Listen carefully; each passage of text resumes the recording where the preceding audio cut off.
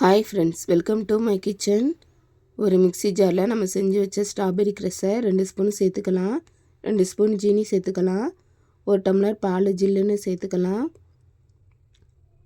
இப்போ அரைச்சி எடுத்துகிட்டு வந்துடலாம். அதை ஒரு டம்ளரில் மாற்றிக்கலாம். அவ்வளோதான், சுவையான ஹெல்த்தியான ஸ்ட்ராபெரி மில்க் ஷேக் தயாராகிடுச்சு. தேவைப்பட்டால் 1 ஸ்பூன் ஐஸ்கிரீம் சேர்த்துக்கோங்க. டூட்டி ஃப்ரூட்டி 1 ஸ்பூன் சேர்த்துக்கோங்க. அவ்வளோதான், ஹெல்த்தியான ரெசிபி தயாராகிடுச்சு. ப்ரெட்டில் தடவியும் கூட பிள்ளைங்களுக்கு கொடுக்கலாம்.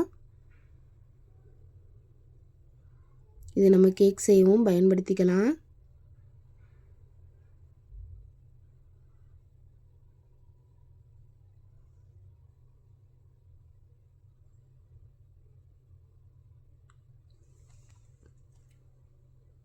இப்போ நம்ம வாங்கி வச்ச ஸ்ட்ராபெரிகளை கழுவிக்கலாம்.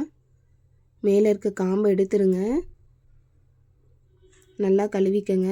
ஒரு ஜல்லடையில் மாற்றி தண்ணி வடிய விட்டுருங்க. தண்ணி கொஞ்சம் கூட இருக்கக்கூடாது. தண்ணி இருந்துச்சுன்னா கெட்டு போயிடும். தண்ணி வடிஞ்சிருச்சு. இப்போ சின்ன சின்ன பீஸ்களாக கட் பண்ணிக்கிறேன். காம்பை எடுத்துருங்க. மேலே இருக்க காம்பை சின்ன சின்னதாக கட் பண்ணிக்கோங்க.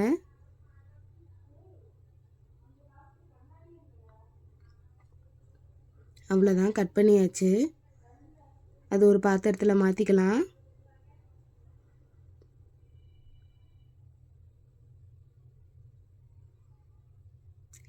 தண்ணி இல்லாமல் பாத்திரத்தில் எடுத்துக்கோங்க. தண்ணி இருந்துச்சுன்னா கெட்டு போயிடும்.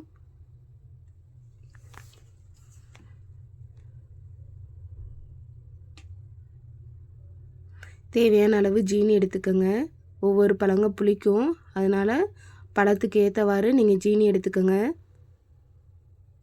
நான் இந்த பழத்துக்கு 1/4 கப்பு எடுத்திருக்கேன். நான் அளந்து வச்சதில்லை.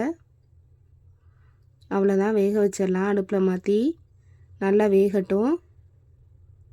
ஜீனி கரைஞ்சதுமே 1/2 ஸ்பூன் லெமன் உப்பு சேர்த்துக்கோங்க. நல்லா கரையட்டும். இந்த ஸ்டேஜில் நீங்கள் ஜீனி பார்த்து சேர்த்துக்கோங்க. நல்லா ஜீனி கரைஞ்சதுமே 1/2 ஸ்பூன் லெமன் உப்பு சேர்த்துக்கோங்க.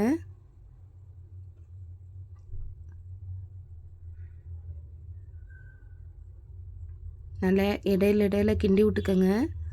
அவ்வளோதான், தயாராகிடுச்சு. இந்த ஸ்டேஜில் அடுப்பை ஆஃப் பண்ணிடுங்க. ஆற கெட்டி ஆயிரும். ஆறுனதுமே ஒரு க்ளீனான கண்ணாடி பவுலில் மாற்றி வச்சுக்கோங்க. தண்ணி இருக்கக்கூடாது. கொஞ்சம் கூட தண்ணி இருந்துச்சுன்னா கெட்டு போயிடும்.